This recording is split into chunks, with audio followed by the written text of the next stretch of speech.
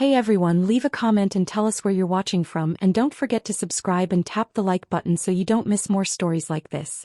It all started at my nephew's birthday party, when my mother-in-law suddenly decided to speak harshly about Keziah in front of everyone. She loudly announced that everyone in the family had children except Keziah, calling her useless, and the room fell silent. My husband said nothing in that moment, but that very evening he made a decision that changed everything by asking his mother to leave. 3 years later she returned to her hometown carrying twins, and the shock on everyone's faces when they learned who the father was said it all. But to understand how life reached that point we have to go back 3 years earlier, to a day that split Keziah's life into before and after. It began with quiet hope and ended with a slammed door and cold rain. The celebration took place at the Onyx Lounge, buzzing with energy for little Cairo's 5th birthday. Xavier's mother, Zenobia St. Clair, loved gatherings like this, not for the children, but for showing off family status and connections. The room smelled of rich perfume, warm food, and excitement as children in fancy outfits ran between tables. Keziah sat quietly, hands cold under the table, feeling out of place as families surrounded her on every side. Parents held babies, grandparents laughed with grandchildren, and everywhere she looked, she felt reminded of what she didn't have. She forced a smile when Cairo ran past and accidentally smudged her dress, quickly wiping it clean. Soon after, Xavier's aunt approached her with loud cheer, pointing out babies and hinting that it was her turn, reminding her that time was passing. Keziah smiled politely and said everything happens in its own time, but the words still stung. By that point, it wasn't the first comment of the night, and each one quietly chipped away at her, setting the stage for everything that followed. At first, it came as small, polite remarks that were easy to disguise as concern. One of Xavier's business partners' wives smiled and casually asked if they were still not planning, as if it were harmless curiosity. Then a distant relative shared a dramatic story about how her daughter barely managed to have a child before turning 35. Each comment felt small on its own, but together they landed like quiet blows. No one meant to sound cruel, yet every word reminded Keziah of the one thing she struggled with most, the emptiness she carried silently. 5 years had passed since she married Xavier, and the weight only grew heavier. She searched the room for her husband and found him by the bar, laughing easily with his cousin Langston, relaxed and unaware, or unwilling to notice her pain.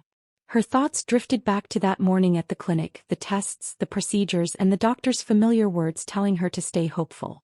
Time had passed, hope had faded, and the pressure from Xavier's family, especially his mother Zenobia, only intensified. Zenobia looked perfectly in control that day, dressed sharply, moving through the room with confidence, smiling just enough to command attention. Keziah felt those sharp, measuring glances aimed at her again and again. Zenobia never spoke directly. She preferred hints and carefully chosen comments meant to sting quietly. When the large pirate-shaped cake was brought out and the children gathered excitedly, the room filled with cheers as Cairo blew out the candles. His parents hugged him proudly while Zenobia stepped forward, kissed his head, and then, in the sudden pause before the music returned, made her announcement. She praised family, children, and legacy, then calmly singled out Keziah, calling her useless to them. The word fell into the silence like a heavy weight. Music stopped, voices faded, and all eyes turned toward Keziah. She felt frozen, her heart racing as she looked at Xavier, silently begging him to speak, to protect her. He didn't. He kept his eyes down, focused on his plate, and that quiet refusal hurt more than any insult. In that moment, surrounded by people, Keziah understood she was completely alone. The music eventually resumed, the party continued, but for her, everything had already ended. The ride back home was painfully quiet, the kind of silence that presses on your chest. Keziah watched the city lights blur through the rain-streaked window as heavy drops tapped against the roof of the car. Xavier drove stiffly, his jaw tight, his face distant and unfamiliar. She wanted to shout, to demand why he had stayed quiet, why he let his mother shame her in front of everyone, but deep down she already knew the truth. His silence at the restaurant had said everything.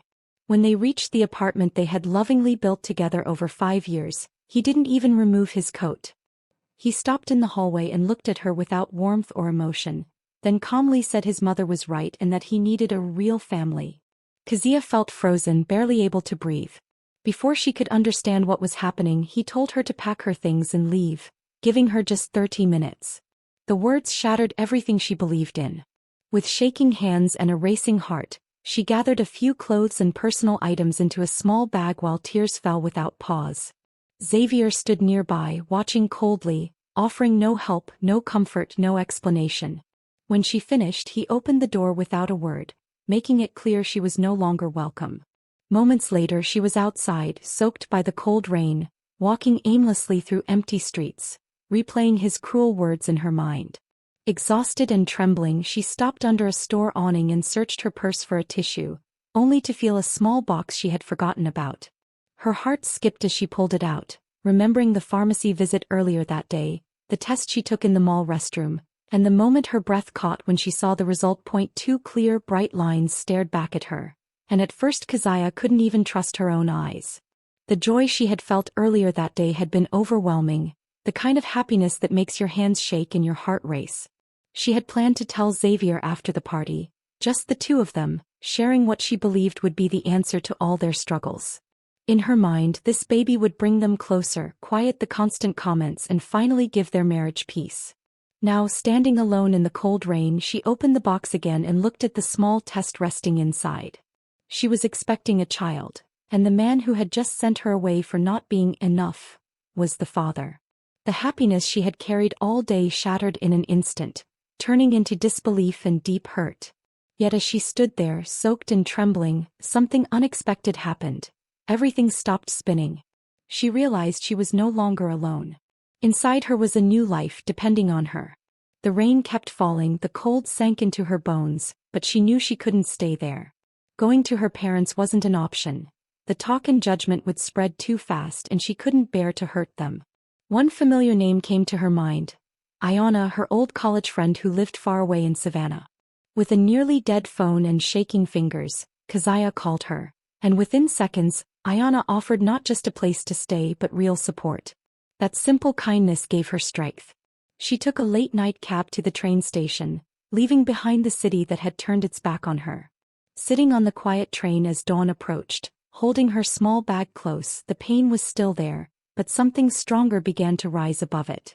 She made a silent promise to herself and her unborn child. She would move forward on her own terms, protect this new life, and never look back at those who had chosen to walk away. Ayanna didn't ask questions when she saw her. She simply pulled Keziah into a warm hug, took her bag and quietly led her to the car. In Ayanna's small but welcoming apartment, the calm scent of coffee and safety filled the air, and for the first time in an entire day, Keziah felt her chest loosen enough to breathe.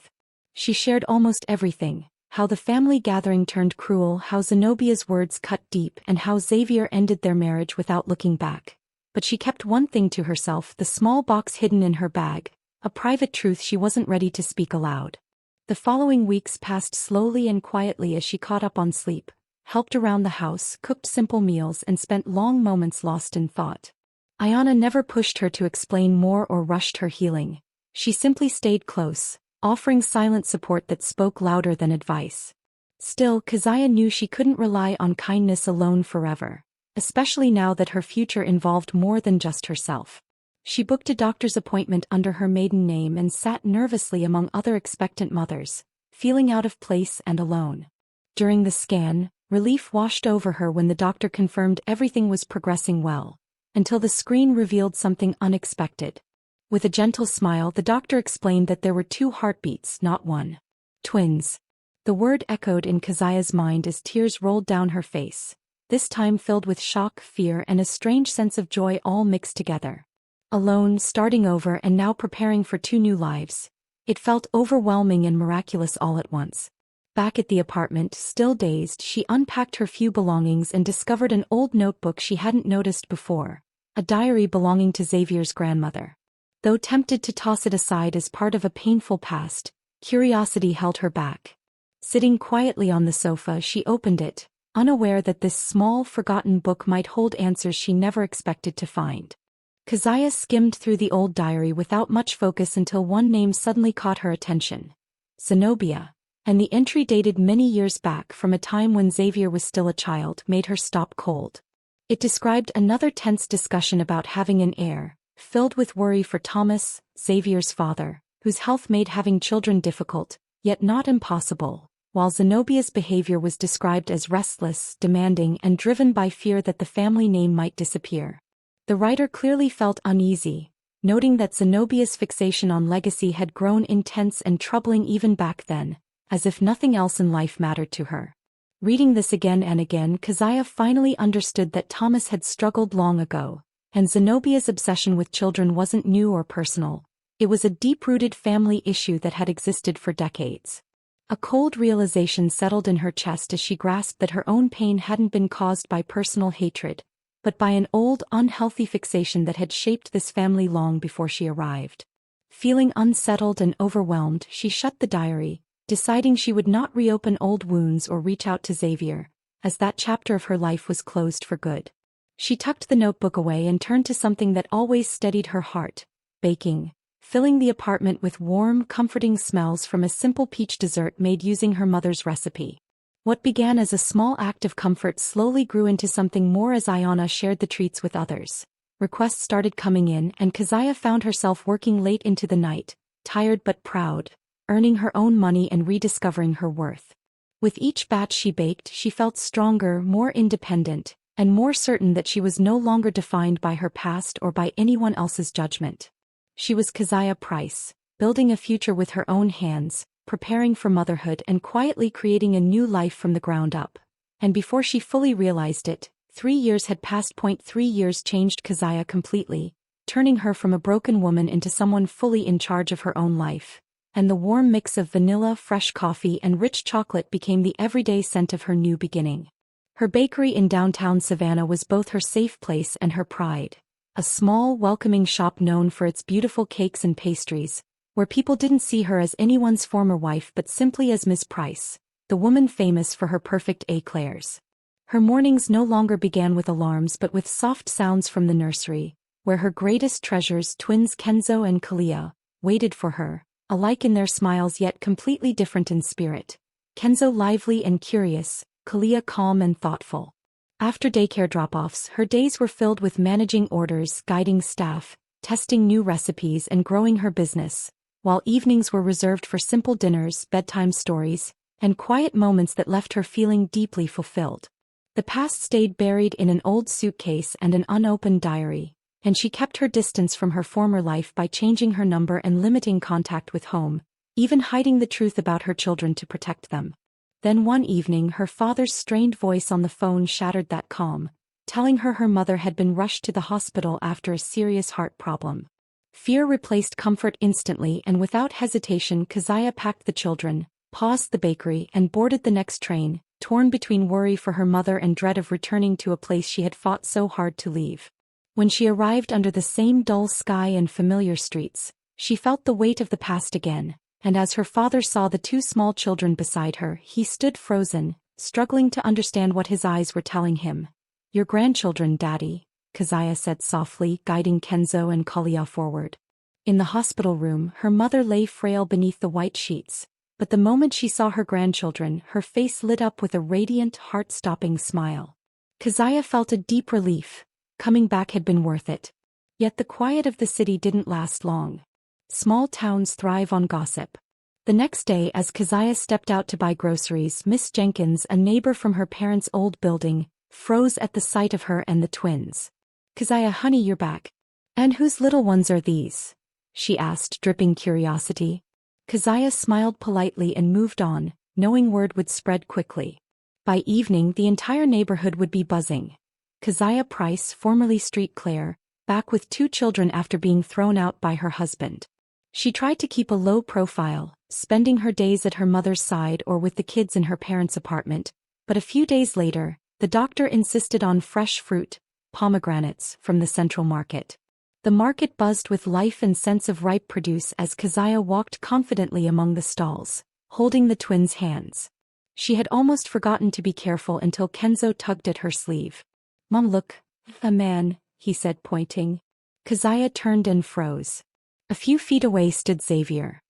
He hadn't changed much, same haircut, same expensive coat, but his face was harder, lined with new wrinkles, and his expression was frozen in shock. His gaze shifted to the twins, then back to her, pale as if he'd seen a ghost. Next to him, slightly behind, stood a young, elegant woman with dark, shiny hair, flawless makeup, and a sand-colored cashmere coat. She looked expensive, confident, and intrigued, her eyes moving from Xavier to Keziah. Time seemed to pause. Xavier finally spoke, hesitant. "Keziah?" "Xavier," she replied evenly, keeping her calm as she instinctively drew the twins closer to shield them. He looked at the woman beside him, confusion written all over his face, and finally muttered, "This is Sarah, my wife." The word hit Keziah like a blow. This was the woman who had taken her place, the one Xavier had chosen over her, the reason she had been thrown into the rain. She studied Sarah's perfect appearance, felt the sting of old pain, but beneath it, a new feeling surged, cold, controlled, and powerful pride. Keziah straightened her shoulders and said coolly, "Hello," without sparing Saraya a glance, keeping her eyes fixed on Xavier. He was staring at the twins, a storm of shock, curiosity, and confusion playing across his face. He opened his mouth, probably to speak, but nothing came out. The tension was almost tangible. Finally he muttered, "We have to go," grabbed Saraya's arm and practically dragged her away, leaving without a word of goodbye. Keziah watched them disappear into the crowd, her eyes catching Saraya in profile as they turned a corner. Her stomach dropped. Beneath the loose cashmere coat was a pronounced, rounded belly. Xavier hadn't just found a replacement. He had started a new family, one Zenobia would celebrate and that Keziah herself could never give him. Useless. The label stung, but Keziah didn't linger. Clutching her pomegranates in her children's hands, she walked away, letting the cold anger rise. Not for herself but for Kenzo and Kalia, for the fact their father had so easily replaced her without even knowing they existed. Word of her return and her children spread like wildfire. The city buzzed. Keziah Price back with twins and Xavier Street Claire, about to become a father again with a new wife. It was only a matter of time before the main source of poison reached her, and it did. A few days later, taking advantage of clear weather, she brought the children to a small square near her mother's house. While Kenzo and Kalia chased pigeons, she sat on a bench, finally relaxing. But she didn't notice the tall, imposing figure in a familiar black coat until the icy voice cut through the air. "I knew you'd come crawling back. Ran out of money?" Keziah looked up. Zenobia Street Claire, perfectly styled as always with her usual haughty posture, but her eyes sharper, harder than ever, scanning Keziah and then the children with scorn.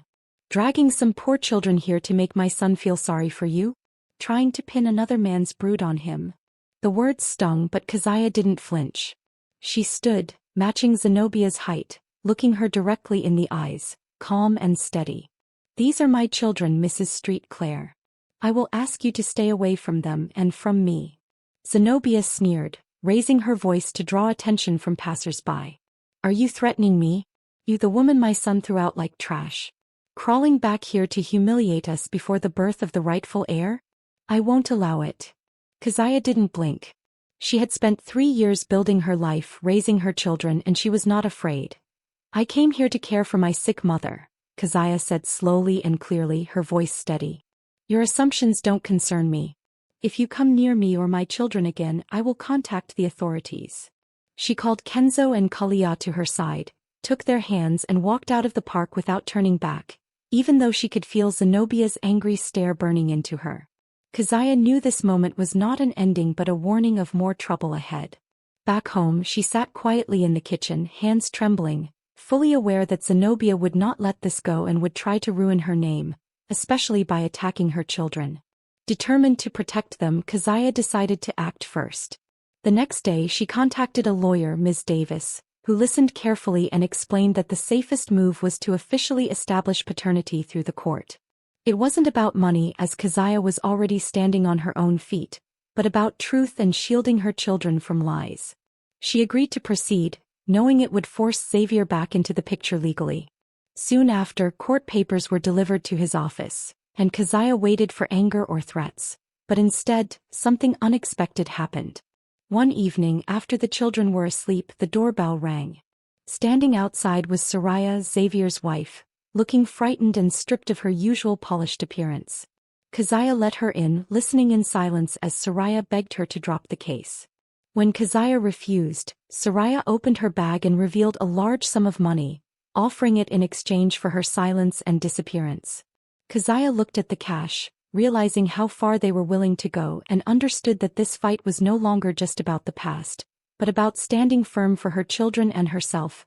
Keziah glanced from the stack of money to Soraya's frightened face and immediately sensed something was off, because this was not the behavior of a confident rival but of someone truly cornered and afraid. Calmly, she asked if Soraya really thought she could be bought and firmly refused the offer. Soraya's eyes filled with tears as she begged, warning that Zenobia was dangerous and that the test would destroy everything for everyone involved, including Keziah herself. The fear in her voice felt real and confusing, because logically the test should have protected Soraya and her unborn child, not terrified her. That panic planted a seed of doubt in Keziah's mind, making her realize that Soraya's reaction only made sense if she was hiding a secret of her own. Without arguing further, Keziah told her to leave and take the money with her, and Soraya quietly obeyed, her despair written all over her face. After locking the door, Keziah stood there trying to steady her racing heart, replaying Soraya's words again and again. Slowly, pieces began to connect in her mind, especially the memory of the old diary that described Zenobia's lifelong obsession with having an heir at any cost. What once seemed like distant family drama now felt dark and relevant. Certain she needed answers, Keziah decided to speak with someone who truly knew the family's past, and she remembered Dr. Thaddeus, the longtime family doctor. Using a routine checkup for the children as an excuse, she made up her mind to visit him, hoping he might help uncover the truth hiding beneath all this fear and secrecy. The next day, Keziah called Dr. Thaddeus. He was genuinely glad to hear her voice, asked about her mother's health, and immediately agreed to see her and the children at his office, which was in his large old home. The office smelled faintly of medicine and old books, just as she remembered from her childhood. The heavy oak desk, glass cabinets filled with instruments and anatomical charts on the walls. He welcomed Kenzo and Kalia warmly, checking their chests, throats and overall development, assuring her they were healthy and growing well. Once the children were distracted by the aquarium in the corner, Keziah carefully brought up the topic she had come for. She mentioned finding Pearl St. Clair's diary and some troubling entries about Zenobia and her obsession with having an heir, along with hints of Xavier's father, Thomas, having difficulties many years ago. At the mention of Zenobia and the heir, the doctor's warm expression vanished. He removed his glasses, wiped them nervously and tapped his fingers on the desk. "Old business, Keziah," he said, his voice sharper than usual. "Why stir this up?" she replied gently, explaining how Zenobia had tormented her for 5 years, culminating in Xavier kicking her out and calling her useless. Dr. Thaddeus fell silent, staring at the floor for a long time, watching the children and then back at her. Finally he exhaled slowly, his voice almost a whisper. "I probably underestimated it. Thought it was just obsession, that it would pass. But look what happened." He recounted that 7 or 8 years before her divorce, Zenobia had come to him alone, carrying a folder of Xavier's old and recent tests. She demanded answers, seeking confirmation of what she already feared, that her family line was at risk. Dr. Thaddeus admitted there was nothing critical in the tests, yet the memory of her intensity and obsession stayed with him, a warning that had been ignored for too long. Keziah listened in stunned silence as Dr. Thaddeus continued. "Yes, Xavier's early indicators weren't perfect, but that's common. Nothing conclusive. I told Zenobia so, but she wouldn't hear it. She was relentless, like a machine wound too tight. She insisted the Street Claire line couldn't end with her son. Then she started asking about every possible solution. Sperm donors, artificial insemination, clinic contacts, alternative options if official methods failed. Her eyes were wild. I finally lost patience and told her to stop meddling, that her pressure would ruin everything, and I practically had to escort her out.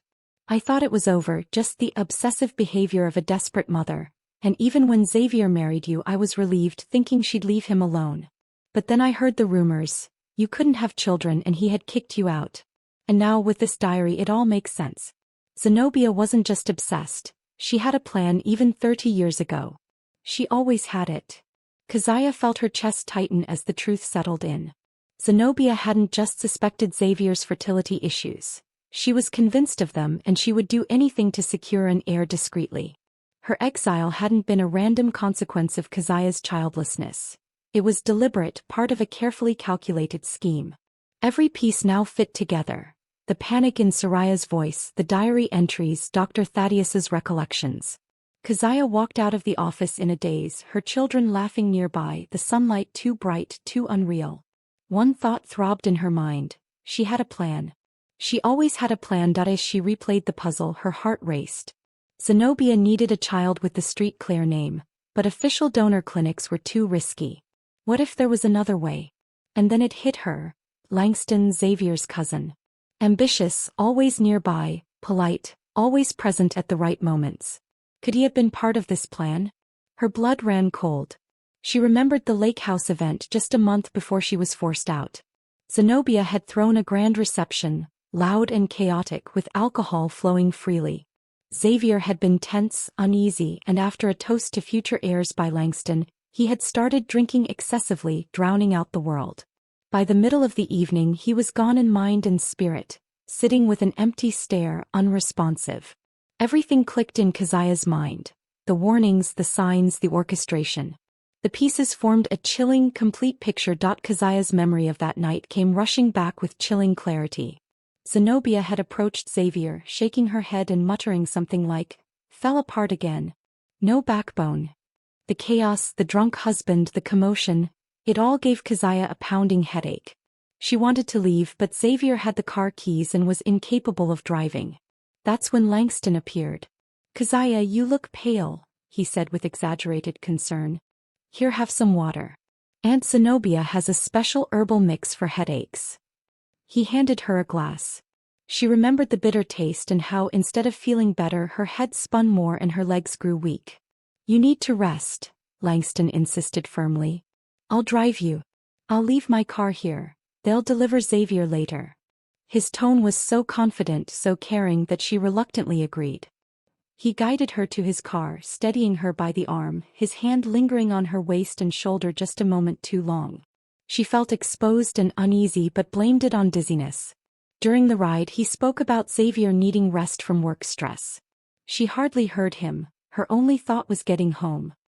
He walked her to the apartment door. She thanked him and shut it quickly behind him. At the time, it had seemed like a harmless, if uncomfortable, episode. A drunk husband, a sudden headache, an overbearing cousin. But now looking back it felt sinister. Xavier had been deliberately intoxicated. She had been given water that made her weak. Langston had conveniently been nearby. What might have happened if she hadn't locked the door so fast? The thought made her chest ice over. It wasn't just bad luck. It had been a calculated plan. A conspiracy orchestrated by Zenobia. Determined to find proof, Keziah waited until the children were asleep and opened the old laptop she had brought with her, filled with photos from her past life.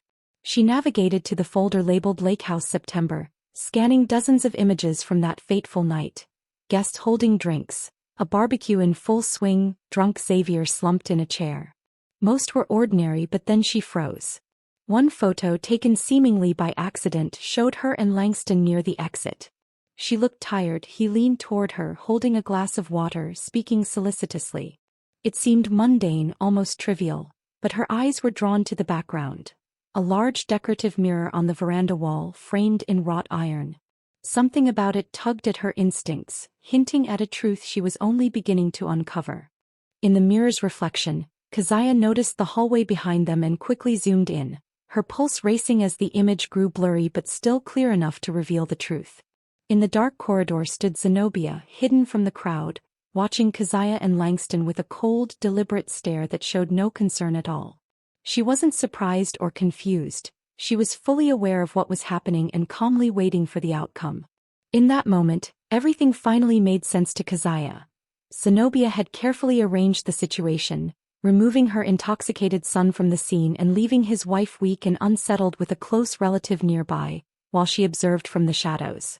But the plan failed either because Keziah was stronger than expected or because Langston backed away, and Zenobia, convinced it was over, ordered her son to send Keziah away, never realizing she was already pregnant with his children. Years later, Keziah's return with 2 children shocked Zenobia, becoming undeniable proof that her scheme had fallen apart. which explained the anger, denial, and fear surrounding the DNA test that threatened to expose every lie. Sitting back in her chair, Keziah felt the fear fade and a sharp determination take its place, because she finally understood the truth. She wasn't just mistreated by family drama, she had been deliberately used and discarded. Now, with the diary, the doctor's words, and that single revealing photograph, she knew she had the evidence to fight back, and she also knew this truth needed more than a courtroom. It needed to be seen and heard by everyone. An idea struck Keziah like lightning, one that could publicly expose Zenobia and leave her reeling. Her Savannah bakery often hosted charity events, drawing attention while supporting a good cause. Why not do the same in her hometown? A charity auction for the local orphanage would be impossible for the city's elite to ignore, especially the St. Clair family who prided themselves on reputation and philanthropy. They would all have to attend. Zenobia, Xavier, Soraya, and even Langston, and unknowingly walk onto Keziah's stage, her carefully set theater. With her mother now out of the ICU and improving, Keziah threw herself into planning, enlisting her father and longtime friends. She secured a small, elegant hall, gathered auction items from local artists and craftsmen, and sent out invitations. Her name, Keziah Price, formerly Street Claire, sparked curiosity and whispers.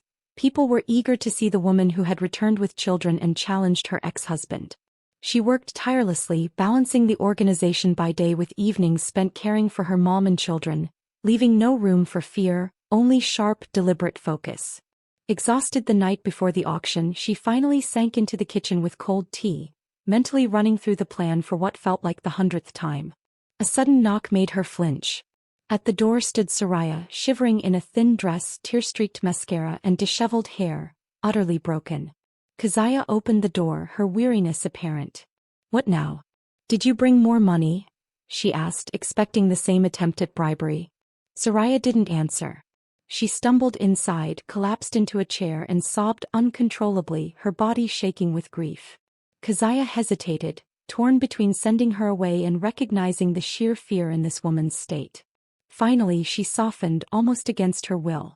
"Calm down," she said, her voice firm yet gentler than intended.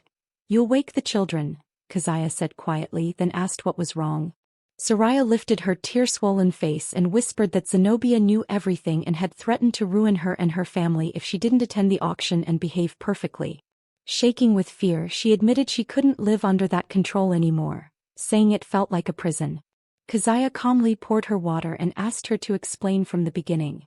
Between shaky breaths, Soraya revealed that her father had serious financial trouble, and Zenobia paid it all in exchange for Soraya marrying Xavier, turning the marriage into a cold agreement meant to protect the family image. She explained that Xavier followed his mother blindly while Zenobia controlled every detail of her life, from her clothes to her daily routines, treating her like a project rather than a person.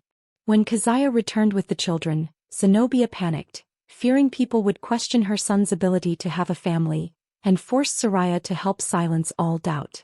Then Soraya dropped the truth in a trembling voice. She wasn't expecting a child at all.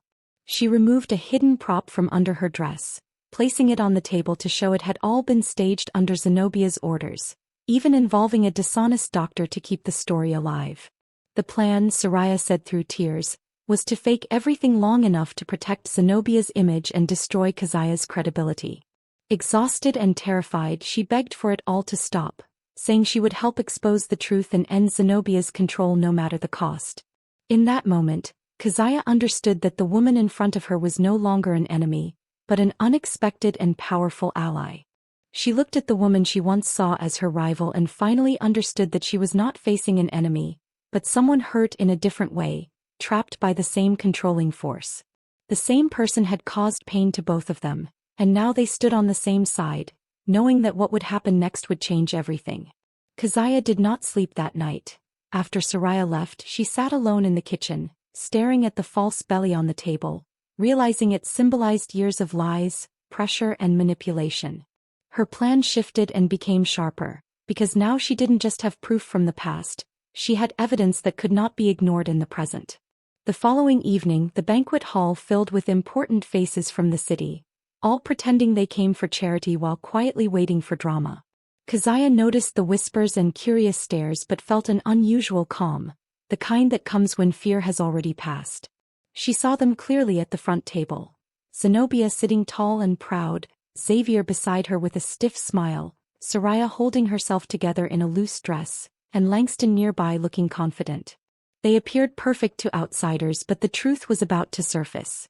When Keziah stepped onto the stage to speak, the room went silent, and she calmly thanked everyone for supporting the orphanage before shifting her tone. She spoke about children, about legacy, and how the desire to control the future can turn into something destructive. The tension in the room grew, and Zenobia's confident expression faded. Keziah then shared how she had once been blamed, rejected, and forced out because she was labeled as inadequate, while her husband stayed silent. Gasps spread across the room as attention turned to the Street Claire family. Without raising her voice, Keziah revealed that Zenobia had long believed her own son could not have children and had secretly tried to arrange another solution to protect the family name. Shock filled the hall as Langston stood up in protest, calling her claims lies, but Keziah calmly asked if he truly wanted to deny the night at the lake house, the strange drink and the silent watching from the shadows. At that moment the truth hung heavily in the air, and it was clear that the carefully built image of perfection was beginning to crack. Keziah lifted her phone and projected the photo on the large screen behind her, the mirror reflecting Zenobia silently watching the scene unfold. Langston turned pale, glancing between the screen and Zenobia for guidance, but Zenobia remained frozen, her face a rigid mask. Then Soraya stood, trembling but determined. She slowly removed a light shawl, lifted the hem of her dress and revealed the truth. Beneath the fabric her stomach was flat, completely unpregnant. The hall went silent for a heartbeat, then erupted into chaos. Gasps, shouts, phone flashes capturing the moment. Soraya's voice rang out, clear and amplified. This pregnancy was a lie. Zenobia forced me to wear a fake belly to fake her son's fertility and humiliate Keziah. The conspiracy was shattered publicly. Langston slumped into his chair, defeated, muttering under his breath, while Zenobia sat frozen, her empire of lies crumbling in front of the city. Keziah allowed a moment for the shock to settle, then turned to Xavier, who sat paralyzed, staring from his mother to the flat stomach and the broken Langston. She stepped close and spoke quietly but firmly. She lied to you about everything, Xavier, especially about what concerns you. Raising her phone, she displayed a second image. A pregnancy test from the morning before the lake house evening, taken long before Langston ever touched her. You were wrong, Xavier. You weren't useless. She then placed a folded DNA test on the table. These results prove Kenzo and Kalia are your children, the true Street Claire heirs. You threw them and their mother out, but they are yours. Keziah straightened, seeing his stunned, broken face, but she felt nothing. Not triumph, not pity, only emptiness. The person she had been 3 years ago was gone. Without another word, she walked past the stunned crowd, ignoring the reporters and security scrambling at the Street Claire table. The sea of people parted instinctively and she stepped out into the cool night air, took a deep, steadying breath, and finally felt free. It was finally over. The next day, Keziah brought her mother home from the hospital. A week later, once the scandal had calmed, she packed up Kenzo and Kalia and returned to Savannah, back to her bakery and her peaceful life. She never heard directly from the St. Clairs again, only whispers and rumors. Zenobia had sold the house and left the city. Their business was collapsing, Soraya filed for divorce and Xavier had taken to drinking. But that was no longer her concern. Back in her apartment above the bakery, Keziah carefully took Pearl St. Clair's old diary and the mirror photo from her suitcase. She didn't destroy them, they were reminders of a past she had survived. She tucked them into a box on the highest shelf of her closet, out of sight, and truly buried the past. That evening, after putting the children to bed, she opened her phone, found the contact labeled ex-husband she had saved for the lawyer, and without hesitation pressed delete. It was gone. She set the phone down, walked to the window and looked out at the city lights. Her city, her future. She was free. And that is how Keziah's incredible story ended.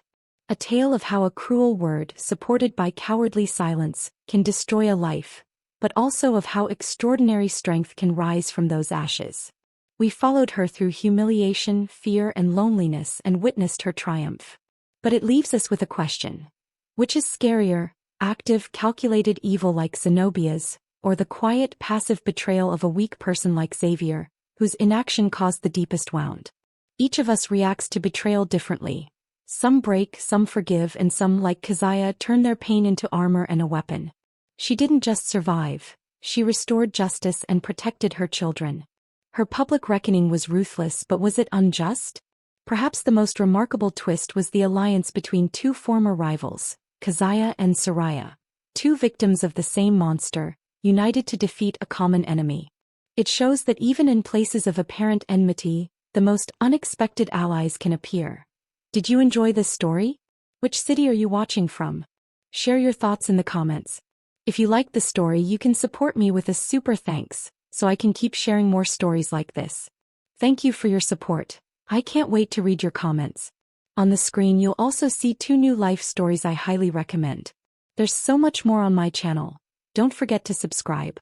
See you in the next story.